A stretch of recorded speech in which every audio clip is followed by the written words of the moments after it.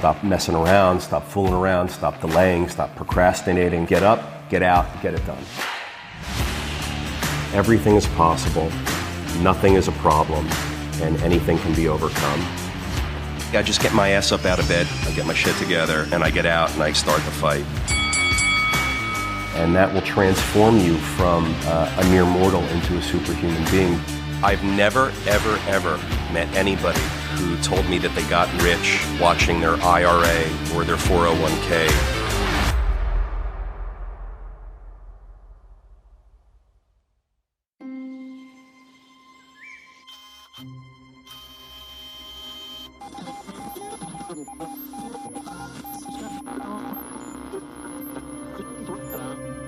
Welcome back, Peter. How's it going? George, I'm so psyched to be here. I'm psyched that you're here as well. What are we talking about today? Today, I got some reactions for you. You want to get into it? I'll react. Let's do it. All right, here we go. If you want to make $1 billion off Robert cash Ravani. flow, This guy's crazy. He's based in Florida. Mohawk, crazy beard. He lives in a house with like these gargoyles and like over-the-top features.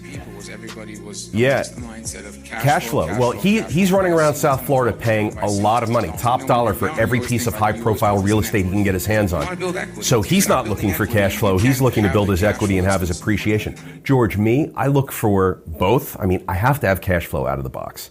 It's so important to me because otherwise I'm just guessing what markets are going to do. And right now, I have no idea what markets are going to do. We have a war. There's oil at $100 a barrel now. There's inflation, unlike anything we've ever seen. There's political instability, all this stuff going on, and no one knows where markets are headed for all different types of assets, including real estate, and most importantly, real estate. So I look for both cash flow and appreciation. I'm in markets where if I do my job right and if I buy the right thing, I can have both. If you're buying in the swamps of Mississippi, what's up, Mississippi? If you're buying in the swamps of Mississippi, you're likely not going to have any appreciation to speak of, but man, will you have some good cash flow if you can keep your buildings full and people paying, right?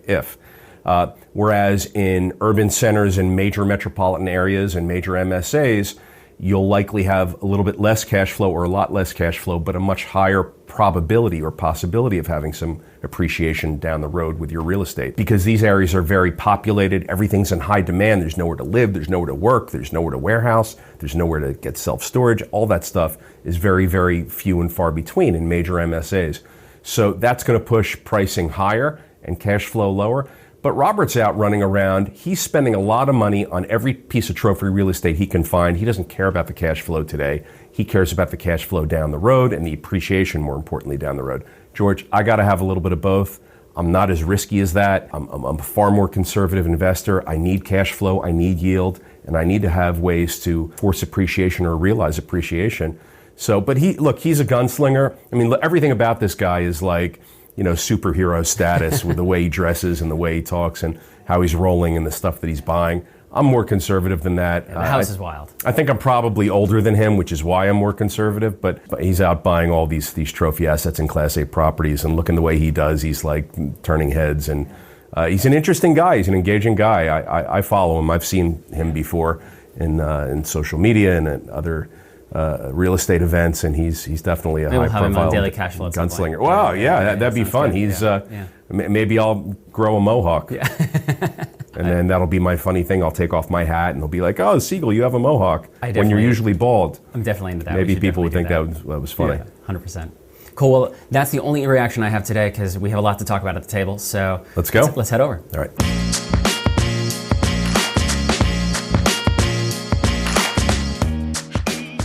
All right, back to the table, Peter. George. How you been? It's been a little bit of time. It's been like 2 nice weeks. Nice to see. So. Has it been 2 weeks? I think so, yeah. Wow, we must have a lot to talk about today. We do have a lot to talk about. Let's talk business, man. Sounds I feel good. like business and entertainment finally meet when you and I get to shoot this podcast. Because I want to be entertaining, but I want to talk about business. I don't want to be entertaining and talk like smack like I do with my buddies out at a bar or something, if I were ever to go to a bar, which I don't really do that. Yeah. But like, sitting around talking smack like watching football, you know how you talk smack 100%. Watching a game? Yeah. I want to talk smack about business. Okay. So I feel like it's business and entertainment. Fantastic. I'm very excited for more smack talk during the Daily Cash We can Flow. talk some smack. So the first thing I want to bring up was Fed interest rate hike. Will that raise mortgages and increase rental demand, do you think? What do you see coming as far as that goes? The Fed raises interest rates in response to inflation. Right. And we know that historically rents are correlated with inflation. So as inflation rises, so do rents. That's why real estate's a hedge against inflation. So what you're asking about is if interest rates are rising, will rents rise? Well, I think the real question is if inflation continues to rise, will rents continue to rise? The answer to that is yes. Interest rates follow inflation. And so as interest rates rise, you're going to see rents continue to rise, but not because of the interest rates, because it's inflation. They're all tied together. We know from history, we know from the economic machine, we know the inputs, we know what happens when there's an increase in supply of money and an increase in inflation and interest rates follow. Rents are going to follow. This is going to exacerbate cost of housing and housing affordability issues. But what's interesting about it, George, is that since we're talking about housing affordability, one of my favorite topics, as interest rates rise and as inflation rises and as rents rise, all in concert, you're going to see the cost of renting become more expensive, and you're going to see the housing market adjust a little bit because what's going to happen is it's going to become more expensive for would-be buyers to get into those homes. So rather than having a $2,500 a month payment with a 2.7% home mortgage rate, we're going to have a $4,500 a month payment with a 4 or 5% mortgage rate. And it's going to push certain people out of the buyer market. They're going to stay renting for a long time. So I think it's a good thing for the multifamily market and for the rental market. But housing affordability will fluctuate. There's still a lot of demand. You know what I've been seeing a lot the past 2 weeks, since you said it was 2 weeks since we last spoke? Yeah. Articles everywhere about how we're not going to see adjustments in housing prices this year. 2022, maybe next year in 2023. Why? Because there's so much demand. All these markets are still hot. They're still selling. Maybe not the sight unseen bidding wars that we had over the summer and the spring last year, but there's still a lack of supply of housing. George, when you have a lack of supply and demand is high, prices go up.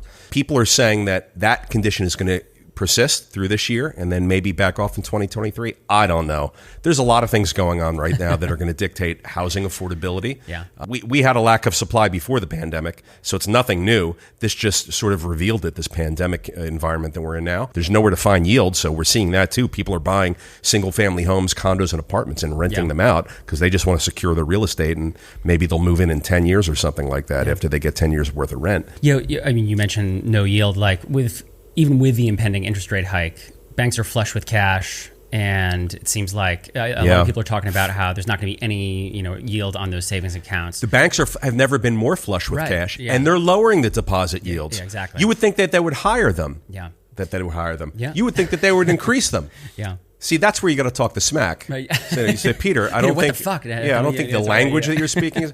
But that's what you would think that banks would increase rates as supply and demand in the banking industry adjusts to what it is now. Yeah. Banks are lowering their deposit yields. They're paying you less money because they don't need your money because they're so flushed with cash from all this money that's swimming around. They don't need your money for the deposit. They're lowering the yield. They're already paying nothing. Now they're paying less than nothing.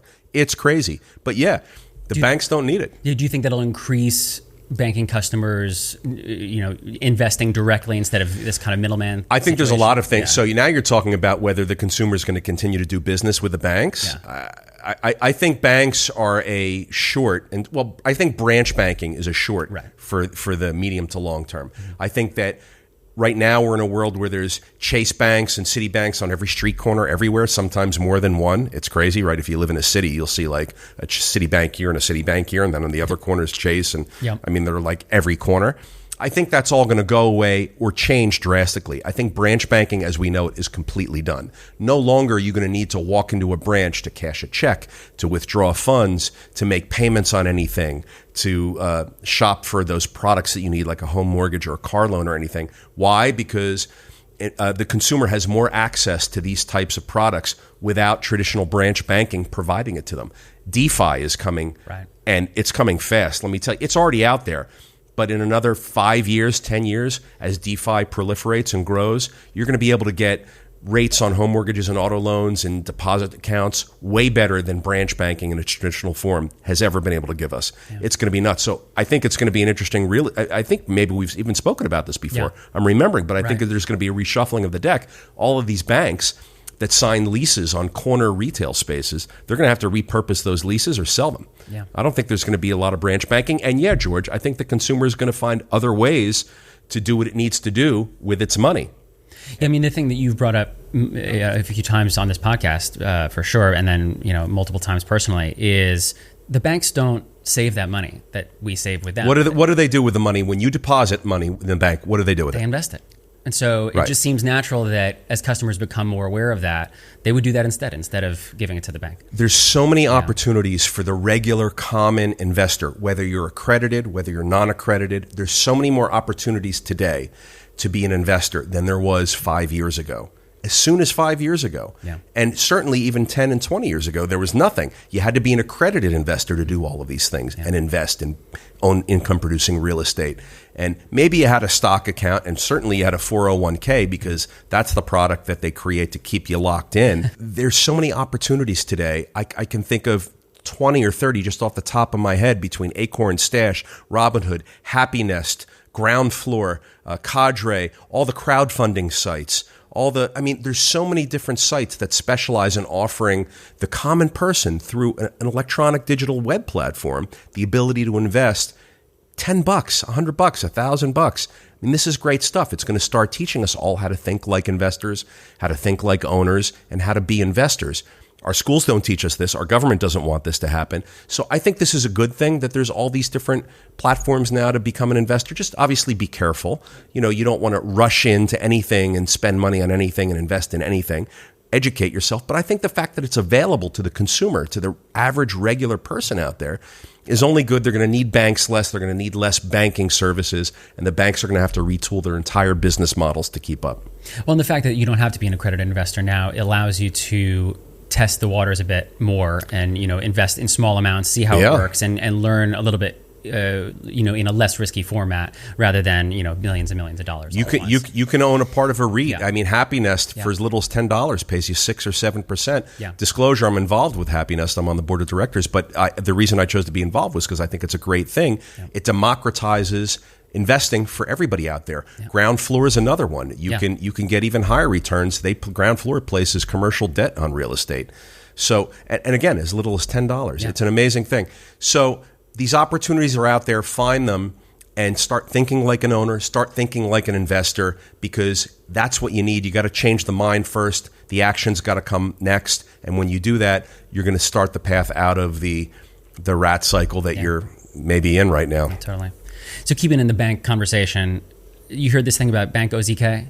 They're the ones that are lending on all the new construction. Yeah, so crazy. Yeah. There's always one. Yeah, you had mentioned Citibank, and that they're holding more construction debt than Citibank or Bank of America, right? Yeah. Which is crazy. So I remember 15, 20 years ago, there was a Chinese bank in New York City, either like Bank of China or Chinese Savings or something like that. It had the word China in it. Yeah. And they were funding all of the development and all of the commercial deals in New York City, way above and beyond what like the normal players in the banking industry in New York regional area were doing.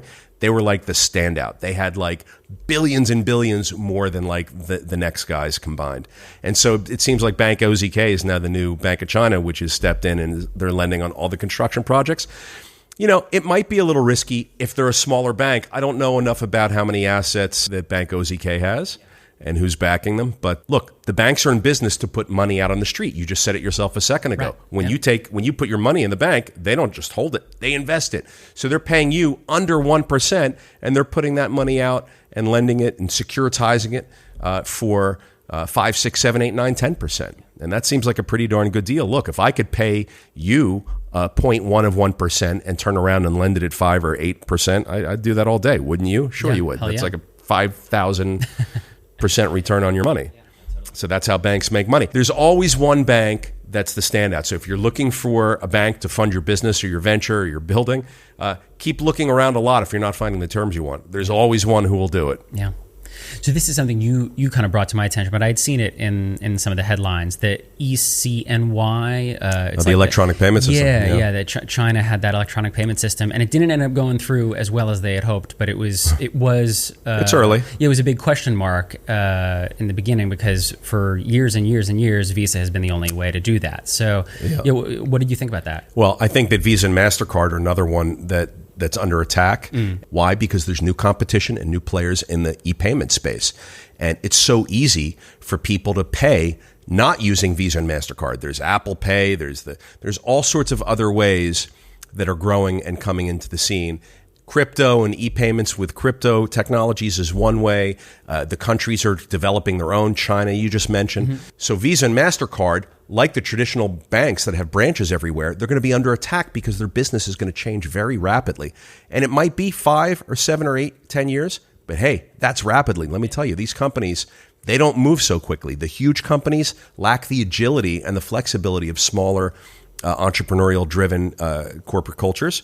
So these companies, they're going to have to adjust or they're going to get swallowed. Yeah, because I know Amazon also just had a spat with Visa about, I think in England, that they were trying to suspend Visa payments on Amazon. In the UK. The largest retailer in the world wants to suspend Visa. Yeah, I mean, if you're Visa, I'd be pretty pissed and pretty scared about that. Yeah. Right? So, they got through it, but it's still, as you said, they're under attack. At what cost did they get through it? Yeah, I'm not sure. I had to go back and find out. Because it wasn't just, hey man, come on, let the customers pay with Visa. It wasn't that. There's a cost to it, significant one. Yeah, 100%. Yeah. Denver released a new housing mandate. Denver, Colorado? Yeah. So if this proposal passes, a developer building an apartment complex in downtown would need to reserve between 10 and 15% of those units for making less than area median income. So basically like affordable housing. It's affordable housing ordinance. Yeah. If they don't, you have to pay a fee of like $300,000. Yep. What effect do you think that it's going to have on the real estate market over there? So there's cities everywhere, not just Denver, that are adopting affordable housing ordinances. It's called a set-aside. So having a certain number of units set aside in your new development, your new construction for affordable housing, it's a common thing. We've seen it for a long time. Denver is considering 10 to 15% as the set-aside. So if you're building a 100-unit building, they're talking about requiring the developer to set aside 10 to 15 units. I like it. Here's why I like it. Cool. Other cities are requiring 20, 22, 25%. Completely crazy. No developer is going to set aside 20 or 25% of their units. The numbers just don't work. You can't just cut off 20 or 25% of your economics and still agree to take risk, borrow, and build. It doesn't happen. Now, the other thing that these cities and towns do is they incentivize. They say, okay, set aside 10 to 15%. We'll give you more height. We'll change the zoning. You'll be able to go up another few floors, so you'll make up some units there. I think that's great. Denver's trying to work with its developers. There's a lot of cities and municipalities. George, we live in an area, New York, New Jersey, a lot of the blue states, they're not really working with the developers. They're not really pro-business. They're not really inviting developers into their towns and saying, we need the ratables, go ahead and build. You have to set aside 20 to 25%. You want to know what the developers are doing? They're going to Denver. Yeah, right. Or they're going to Texas, or they're going to Georgia, or they're going to Florida or Tennessee. These other states and municipalities are way more incentivizing, and these developers are going to put their dollars in those areas. George, you've heard me talk about this a lot. The first thing I'll look at when investing my money is what the investing environment is, economically, politically, legislatively. What are the town councils like? What's the state governor like? I mean, it's a mess everywhere, but there's a lot of states that are open for business. They want the development. They want the business and the entrepreneurs to come. They want capital investment to be made. Here in New Jersey, man, it's tough, let me tell you. I mean, it's crazy. We have 20 to 25% set-asides in a lot of towns in New Jersey. That's a common thing. People won't build. Yeah. They won't build. Yeah. So the towns ring the bell to go, yeah, we just won affordable housing. We're the affordable housing champions. We got this ordinance passed requiring 20 to 25% set-aside. Yeah, but in practice, no one builds. So really, they have 20 to 25% set-aside of nothing because nobody's building. It's too much of an ask. 5%, 8%, 10%, 12%, and we'll give you some more height and we'll give you some more density so you can make it up. Okay, that's a conversation and we can talk. And that's a way to get affordable units built. And we need affordable units in this country and everywhere. So I'm a fan of affordable housing efforts. I'm a fan of affordable housing legislation, but it's got to be smart, and it's got to be workable, and it's got to be realistic. I mean, George, if you say hypothetically, oh, we have a 50% set aside. If you want to build in our town, you have to set aside 50% of your units for affordable housing. No one's going to do it. So you lower the number to 40, you lower the number to 35, 20. At some point, the developer's going to say, okay. So I think that point is around 5 to 12%. George, I applaud Denver. They're getting legislation passed that incentivizes development and also creates affordable housing. We need the affordable housing. There's a housing shortage everywhere, not just Denver, everywhere. Look up in your own town and your own state and see what the affordable housing supply and demand imbalances are. And you'll see the towns that should be getting to work creating this legislation. You got to let them build. Legislation for affordable housing by itself doesn't work. It's got to be workable with the developers. Include the developers in the conversation. They're the ones that are spending the money. They're the ones that are taking the risk. You got to make it easy for them. Just now you said smart, practical, and successful. These are words that I would not associate with the American Dream Mall right now. And the American Dream Mall. Yeah. Speaking of New Jersey. Speaking of New Jersey. Yeah. So that was something I want to bring up. It's been almost 20 years, and now they're open-ish and struggling to make debt payments. What does that signal to you? Well, nothing new. They were struggling to make debt payments 5 years ago, 12 years ago, 8 years ago. So this isn't a new story that they're struggling, but they are trying to come out the other side of the tunnel and see the light a little bit. Unfortunately, there's a pandemic, so that sucks for them. If you're a shopping mall, if you're a public gathering place, pandemics are not good for you, So unfortunately for them, they got their shit together and got to the leasing phase when the pandemic hit, and it's tough. So people aren't really going there. But look, as we come out of the pandemic, people are going to need places to gather. They're going to want to go be in public events. They're going to want to shop. The mall is more than just shopping. I mean, it's really a public gathering place. There's art, there's culture, there's events, there's all these things that are happening there. Fully realized it's going to be a tremendous thing. But man, what a number of setbacks they've had over the years. I mean, there was 2008, there's the pandemic. I mean, you can only survive one of those things at best. They've had a few of those things. I would not want to be an owner of a mall or a strip center, no matter how big or small. In fact, I sold all of my retail strip centers and commercial spaces. Right, because that's something you were into a while ago. Yeah, they're just tough. But that is an unbelievable property, and what a whole lot of friggin' money that thing cost. Seriously. Yeah. No, yeah, I'm glad I'm not invested in that. Something we haven't talked about on the podcast before is weed revenue. Weed revenue. So just jump right in and call it weed. I'm just gonna. We're not a business show. You could call it cannabis if you wanted to. No, I'm gonna go for weed. Yeah. But cannabis. Call it stank ass. Yeah. Give me some more slang. Why don't I know this? Yeah, buds. All these. I don't know.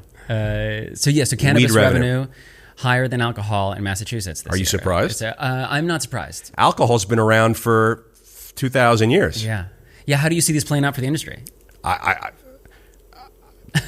George, it's not shocking to me that weed revenue is surpassing alcohol anywhere. Forget about Boston, but anywhere else. I've made some cannabis industry investments over the past couple of years. I think I've shared that with you. I believe it's going to be the thing that moves the needle in our society. These states need money. Our country needs money. There's no new places to get it. Betting, online gambling, and cannabis. Those are the new industries that are going to supply a ton of money to states and governments everywhere. We need it. Colorado, when they first got open for business in cannabis, I think it was $300 million it gave to the state in the first year. Massachusetts, look, they like to smoke their weed up there as much as they do out west in Colorado and Oregon and Washington State. Not a shocker. People love it. There's a high demand. There's an exorbitant demand for it. It's got so many uses, not just recreationally, the way that we're sort of joking about, but medicinally, spiritually. There's all these uses for it. It's good shit, It's natural. It's organic. It's a plant. The medical industry. The medical industry is going to be huge in terms.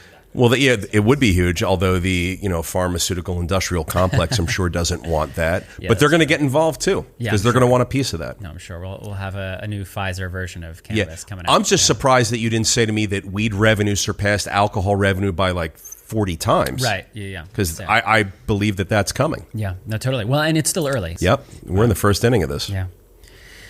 And last thing that I was going to touch on is Ray Dalio talking about Civil Ray War. Dalio. Yeah. You know, a lot of people think he's nuts. Yeah, no, I know that. I don't. Yeah. So what are your thoughts? And he came out and said the U.S. is fostering an environment that's ripe for civil war in some form. That's the Civil War thing. Form. I've heard him say that. Yeah. So, unfortunately, I think he's right. Why? So, look at what we have going on. Divisiveness. I've never seen more of it. Have you? I mean, we are so screwed up and divisive. Income inequality, racial inequality, political combativeness, monotheism. My God's better than your God. If you don't think the way that I think, you suck and I'm right. It's everywhere you look. It seems fewer opportunities traditionally, and people are suffering more, and health has never been more at risk. We're fat, we're overweight, we're sick. Forget even the pandemic. I mean, the pandemic just sheds a magnifying glass on that stuff. But it's like, I've never seen our country and our people be so divided and so against each other on everything. The last time our country, we as a people were together as a society was 9/11. That event united us. Didn't matter income, race, age, whatever. It was like we were American. We got attacked. It's, you know, we all had that in common, and we felt unity. We haven't felt it since then. And I remember it's thinking horrible. At the beginning of pandemic, I was thinking like, oh well, maybe this will be that, you know, kind of common enemy that unites people. And it's amazing how wrong that opinion was. Yeah, regretfully, I think that Ray is onto something. Yeah. I think that we are fostering an environment where there's just separation and divisiveness and anger and bitterness, and it's manifesting itself in all sorts of different ways. Mental health, never been worse in our history. Financial insecurity, never been worse in our history. I mean, people are nuts. They're breaking off in factions and separatist groups, and every day there's like new ones that pop up that are yelling and screaming about something, and they're not wrong. Everything's a problem. I'll tell you what, though, as problematic as everything is, I have to say this. I wouldn't want to be anywhere else, and I wouldn't want to live anywhere else. This is still the best place to live, despite its problems, despite the divisiveness, because there's opportunity, there's freedoms, and that's important to have. I mean, imagine if you lived in Afghanistan or, you know, one of these places where Ukraine. It's just, right? Yeah. So if you could live there, Yeah. you know, people want to talk about women's rights and in our country, and it's a very important issue, and it's one that I'm fond of. But like, imagine if you lived in these places in the Middle East where like women don't have any rights. And I'm glad that my family and I don't live in these places that we live here. So yeah, it's fucked up. And yeah, I think we're fostering an environment for a civil war, but I think the answer to that is let's just figure it out. Let's get better. Let's get stronger individually. I mean, personal growth, development, education. You know, you don't have to be a billionaire to live a good life. You have to be happy, and happiness is defined with everyone in different ways. So find your happiness. If it's money you want, there's ways to get it, and there's newer and more ways today than ever before to be successful financially. If you're not interested in having lots of money, but you're interested in education and spiritual growth, you can do that. I mean, you could chase whatever you want to chase here, which is really good. But, you know, happiness is a key part of it. Be happy. I think a lot of people lately aren't that happy. And that's why we're hearing Ray Dalio say that we're fostering an environment for civil war. I agree with him. Yeah. Unfortunately, I heard somebody say recently that the concept of loyal opposition has kind of completely gone out. It's the window. gone. That at one point, you know, you could kind of trust that, okay, the other side is going to oppose you, but they're going to be loyal to the general cause to try and bring things together. And that's we're not talking about the hard stuff anymore. And if we do, we disagree and we separate further. It's very few times do I find that two opposite sides of an issue can come together and talk and have a dialogue that's open and honest without repercussions of disrespect and anger and violence. And it's crazy. I think that's what's part going of on. it too. Is that the issues that are being brought up are so often the polarizing issues,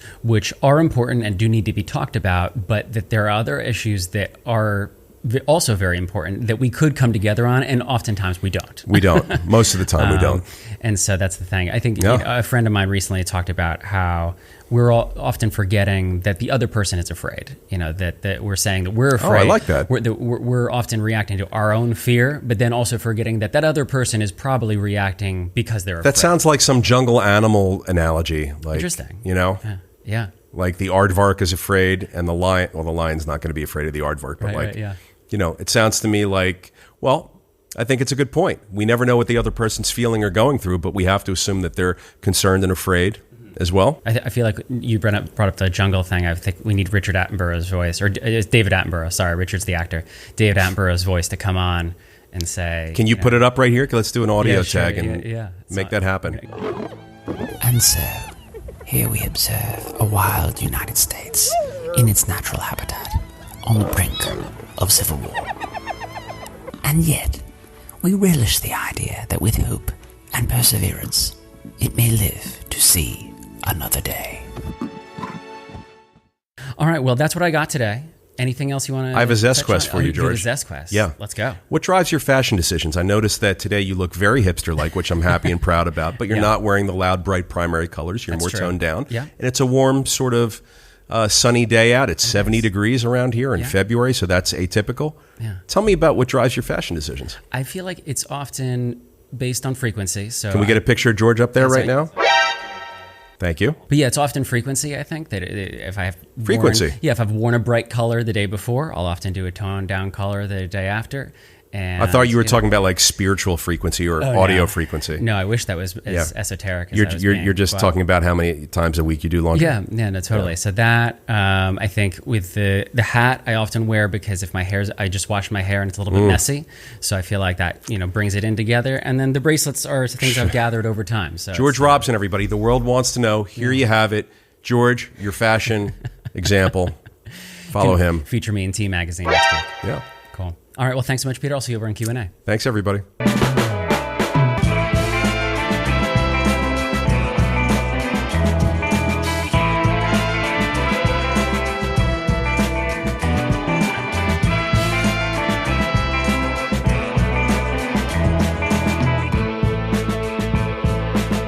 All right, Peter, ready for some Q&A? George, give me some Q&A, but give me the question from an incredible name today. I want Elizabeth Kacharsky or something like that. The incredible name today is Alicia Nielsen. Alicia Nielsen. Yeah, all right, there you go. A little bit more straight up the middle. What's up, Alicia? What's I'm your excited question? to hear your answer for this one. She says, should I listen to Dave Ramsey and focus solely on paying down my debt or invest at the same time? I'm trying to get out of student debt, but I'm afraid that I'm missing out on the opportunity to invest. Look, Dave Ramsey, I'm not a fan. Like, either you love the guy or you don't. I'm not a fan. Here's why. I'm an investor. I want to deploy capital. Whatever capital I have, my job's to put it out on the street and have it work as efficiently and to the maximum as possible.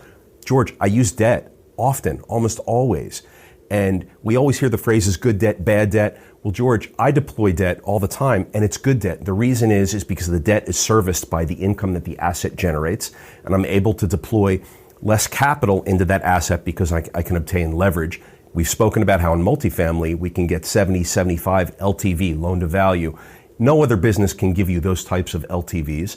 I'm a big fan of that because what other business can you get in where the banks are tripping over themselves to give you the money, up to 75% of the money that you need to get into business? So I'm looking for these opportunities, and I want to deploy, in most cases, 70 or 75% LTV. I want to use that good debt. I've got healthy debt service coverage ratios that I make sure I have before I go in and purchase the business or the asset.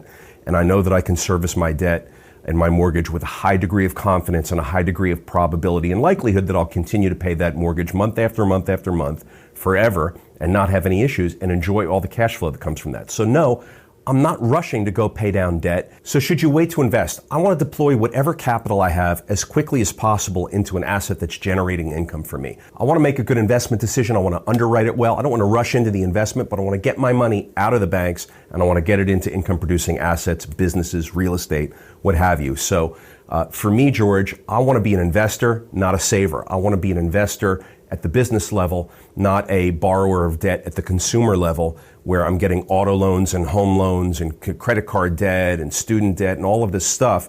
I want to be getting into debt on the good side of the debt fence, which is debt secured by income producing assets, real estate businesses. So if you want to wait to invest, I don't know. I don't want to wait to invest. The only way I can get ahead is by investing today. And I know if I invest today, it's better than if I invest tomorrow. And it might mean that I have to take on some debt to buy that building or that business. And that can be okay if you're doing your underwriting, if you know your metrics, if you know your market, if you're an expert in the area that you're going to be investing in, or if you've learned a lot about it, you're going to make an informed decision. And it's okay in most cases to deploy a little bit of debt to help you buy those investments and those assets, as opposed to taking out a high interest rate auto loan to buy a Lambo or leveraging up on your house or getting a HELOC and a second mortgage on your house And look, we've all had a little bit of consumer debt in our lives. If you're going to get consumer debt, pay off the high interest stuff with the low interest stuff, do the balance transfers, look for opportunities to pay off high interest car loans, refinance your house into lower interest rate products. George, you have to have a good FICO score. You have to be a strong borrower in the eyes of the lender and the bank. But for me, I want to invest, not wait. If I'm saving anything, I'm anxious, I want to get it out and be investing. That's me. I hope that helps her. Hell yeah. All right. Thanks so much, Peter. I'll see you next time.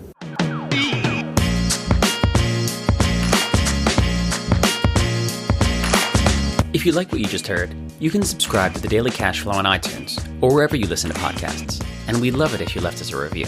You can follow us on Twitter and Facebook at SiegelCap and on Instagram at Siegel.cap. As always, if you're an accredited investor, go to SiegelCapital.com and take our survey to see if you qualify to take part in one of our apartment building deals. That's SIEGEL Capital.com.